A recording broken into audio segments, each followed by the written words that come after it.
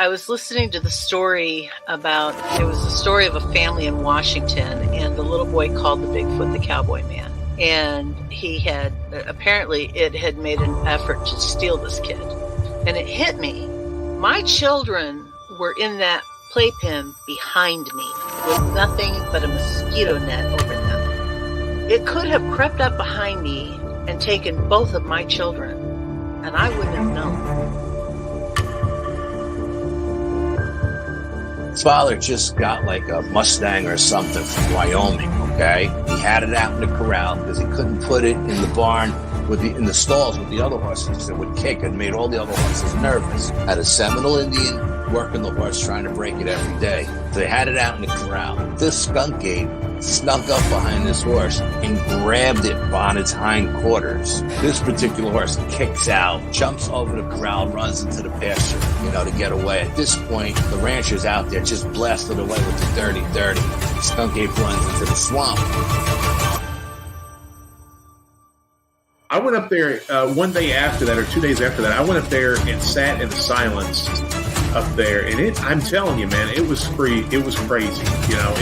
There was a crazy vibe up there still. I did what I could to kind of get things under control, but I told her, I said, you need to get off this property. I feel like no matter how strong you are, it's almost like standing in the ocean. You can't stand still without moving your feet. You're going to get knocked over eventually, no matter how strong, whatever. You can't withstand a barrage of weird spiritual energy.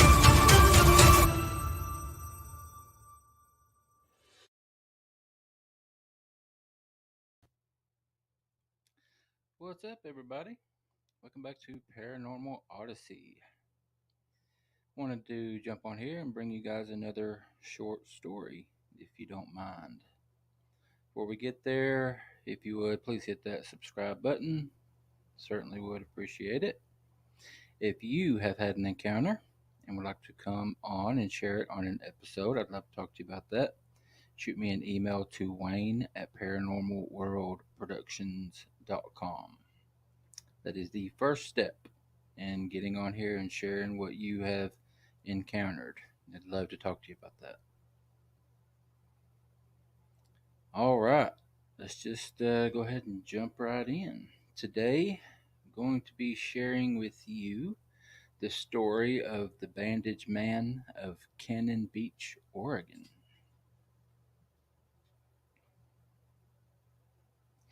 This article here I got from Faxology.com. I'll make sure I give those guys the credit for writing a cool little article here.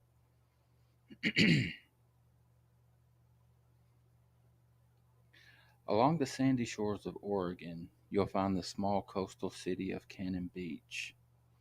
But to get there, you'll most likely have to drive through Highway 101. It's a seemingly normal highway during the daytime hours of the day, but if you believe the legends, at night there is a mummy-like ghost that patrols the highway looking for victims. During the Second World War, sawmills in Oregon saw an increase in production as construction boomed due to the labor shortages. As the men and women working at the mills rushed to complete their tasks, it's no surprise the number of accidents shot up. After a bad rainstorm, a logger slipped and slid onto one of the saw blades in a way that left deep gashes down his body. His co-workers were quick in getting an ambulance to arrive, and seeing the severity of the cuts, the medics wrapped his entire body in bandages. The ambulance sped off, but coming upon a bend on Highway 101 near Cannon Beach, the slippery road caused the ambulance to crash. A short time later, police arrived, finding the medics unconscious and the man wrapped in bandages gone. A search was conducted over the course of the next 3 days, but was eventually called off. There were no reports of him wandering into a hospital, no sightings, and many that due to his injuries, this dead body would be found eventually. His dead body will be found eventually. The only thing ever found was a small piece of bloody bandage. The Bandage Man returns. Several years later, a young couple parked their pickup truck along a secluded section of Cannon Beach on Highway 101 late at night. Moments after parking, the two heard rustling sounds coming from the nearby woods, but assumed it was just the wind. A smell of rotting flesh overtook the two as the truck shook as if someone had climbed onto the back. Looking through the small window, they were terrified to see a man covered in bloody bandages staring back at them. The bandaged man began yelling out and banging on the top of the truck. The driver started up the car and peeled out of the spot, swerving down the road, very nearly avoiding a crash. When they finally stopped and turned back, the bandaged man was gone. After driving to a well-lit area, the driver crept out of the truck and searched the back. There he found a torn piece of the bandage man's bloody bandages. Sorry about that. Since that day, there have been several reports of the bandaged man appearing to others in the back or atop their cars. Some claim his appearance has caused multiple accidents and deaths. The legends say the bandaged man is now a type of ghoul or zombie looking to feed on flesh. Often missing pets along Cannon Beach are later found half-eaten and said to be victims of the bandaged man. Others have said he is now a type of ghost that wanders around Highway 101 and Cannon Beach, with his spirit forever tied to the place where he died. If you ever drive along Highway 101 and a smell of rotting flesh invades your car, be careful, for the bandaged man is somewhere close. Alright, what do you guys think? Y'all ever heard that one? I certainly have not, being that I'm from a pretty small little town in Tennessee, and Oregon is literally on the other side of the country. I have not ever heard of that one. Hear a lot of stuff coming from the Pacific Northwest, but it's typically from something else entirely, like a big, hairy being that runs around in the woods hiding for people. Y'all know what I'm talking about. All right, there's another one, probably one of the shorter ones that I have done. I hope that's okay. Again, not here to give you all of the details of the legends, just to open your eyes to the possibility of some new ones.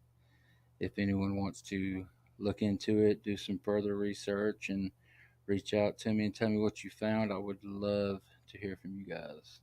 Shoot me that email again at wayne@paranormalworldproductions.com. All right, guys, I want to ask everyone also, please check out our website, paranormalworldproductions.com. A little something for everybody over there. We got Bigfoot stuff, Sasquatch Odyssey, some true crime stuff, True Crime Odyssey, and then just about everything else of the paranormal variety can be found right here. Paranormal World Productions Paranormal Odyssey, my show. All right, remind everybody about Paranormal Odyssey Live, which can be found right here where you are at right now every Friday evening, 7:30 p.m. Eastern. If you have not done so already, guys, I really would appreciate you hitting that subscribe button and sharing it. Share it with some people that you know, friends, family that are interested in the subject that maybe haven't heard of us. Really, really would appreciate it. And since this one was so early, I will touch a little bit more on trying to grow the show. Brian and I and Danny have been working really, really hard on growing the brand, Paranormal World Productions.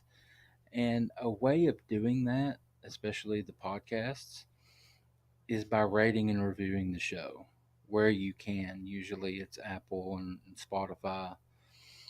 Guys, if you would just take a couple of seconds and just give us that 5 star and leave just a couple of words telling us how you think we're doing, even if it's not positive, it's something that we can build on. Not crazy about getting those, but everybody has their opinion. But it that's probably the biggest thing that you can do to help the show. I'm not sure how the algorithm works. Brian knows more about it than I do. But the more ratings and review you get, the more Spotify and Apple and all these podcatchers, the more they recommend your show to other people. So more listeners are are found that way. More people find our show that way. So guys, it just takes a couple of seconds to click that button, type out a couple of words, and press enter. That's it. That's all you gotta do, and it helps us out so very much. And I would like to know how I'm doing. I've had a few reviews so far that they've all been positive, but I'd like to get some more feedback. Um, Either by email, shoot me that email, or by the rating. Really, really would appreciate it.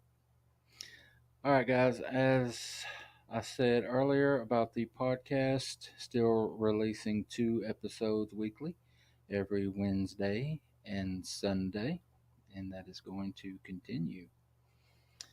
Look forward to hearing from you guys. Anything that you would like to talk about in the future. If you have any suggestions on short stories that you would like for me to cover, stuff maybe I haven't heard of, um, be just tickled if you would send them my way so that I could do a little research and study and talk about them a little bit. All right, let's get out of here, guys. Thanks again for allowing me to fill your ear holes with a little more paranormal stuff. I look forward to hearing from you guys. And you guys, do me a favor, please be good to each other, be good to yourself, be safe, and I'll catch you later.